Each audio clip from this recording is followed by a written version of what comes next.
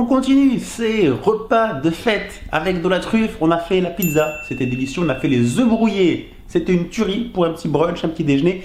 Et aujourd'hui, on va passer aux choses très sérieuses avec un des classiques, avec de la truffe, le risotto. Donc c'est parti pour un risotto de girolles à la truffe.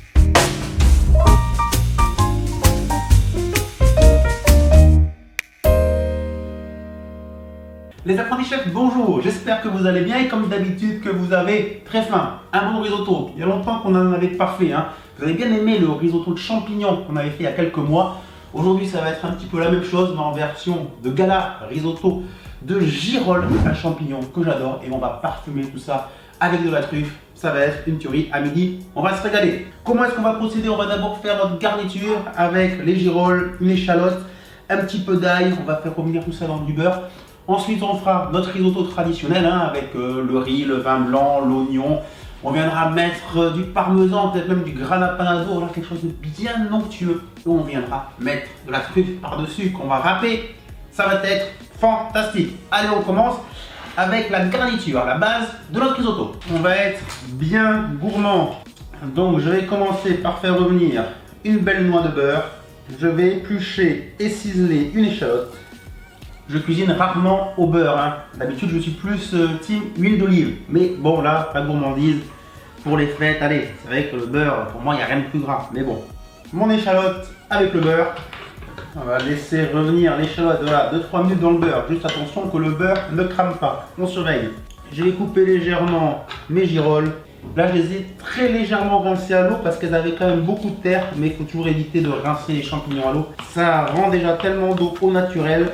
Parfois l'eau ça peut leur enlever le goût.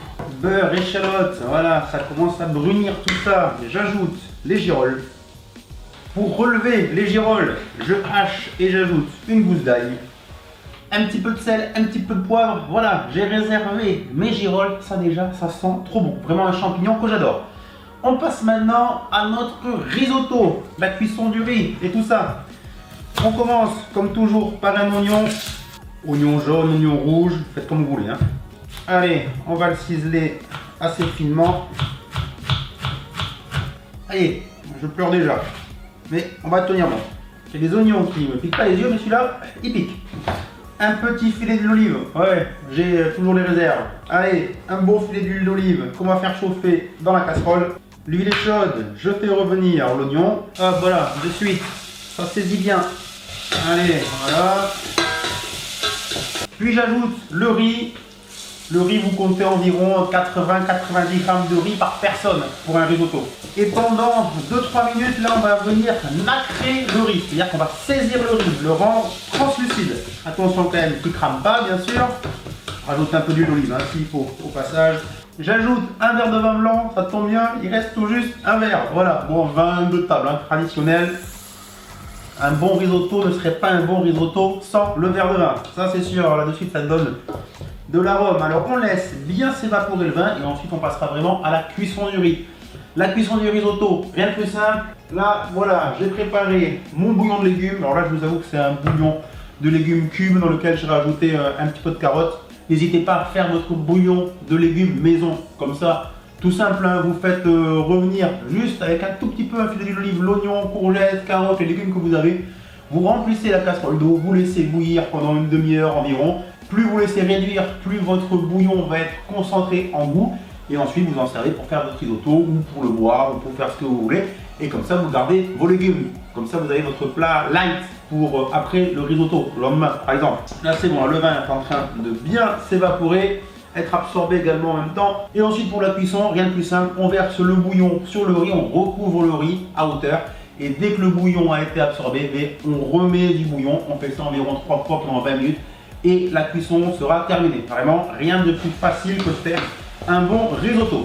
Seule chose qu'il faut vérifier, c'est que ça crame pas. Allez pas faire autre chose, le bouillon s'absorbe, il reste que le riz et hop, ça crame, terminé. C'est bon pour le vin, allez, on passe au bouillon.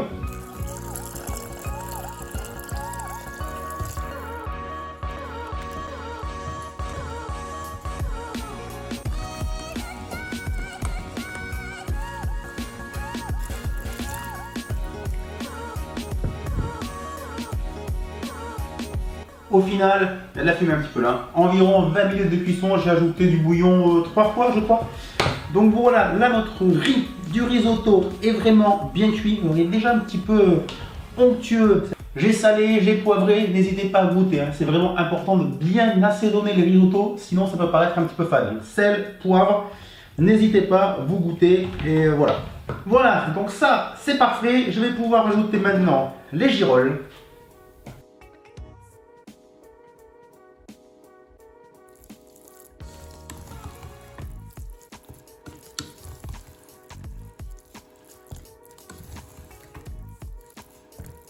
Là, on est déjà vraiment bien. Et maintenant, le moment qu'on attend, j'ai sorti la truffe.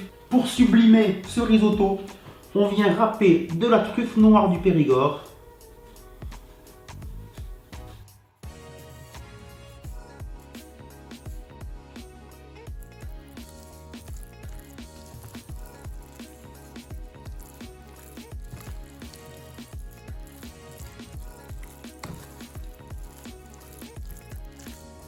Et pour le côté complètement crémeux et onctueux du risotto, je rajoute parmesan et grana padano, bien généreusement en fonction de vos goûts, hein, mais moi, vraiment on y va.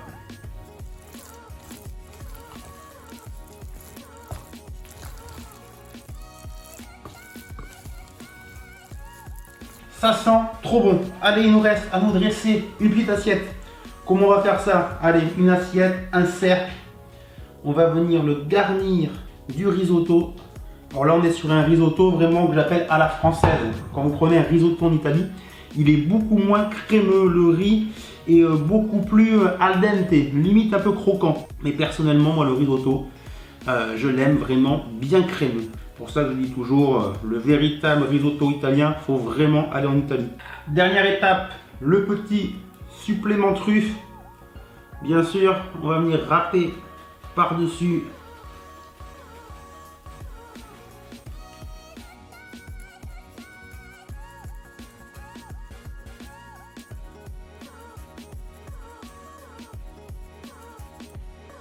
les apprentis chefs, notre risotto de girolles à la truffe est terminé. Visuellement, j'aime bien.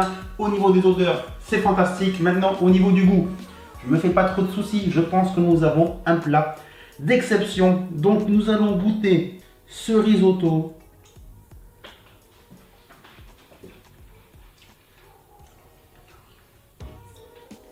Ah ouais.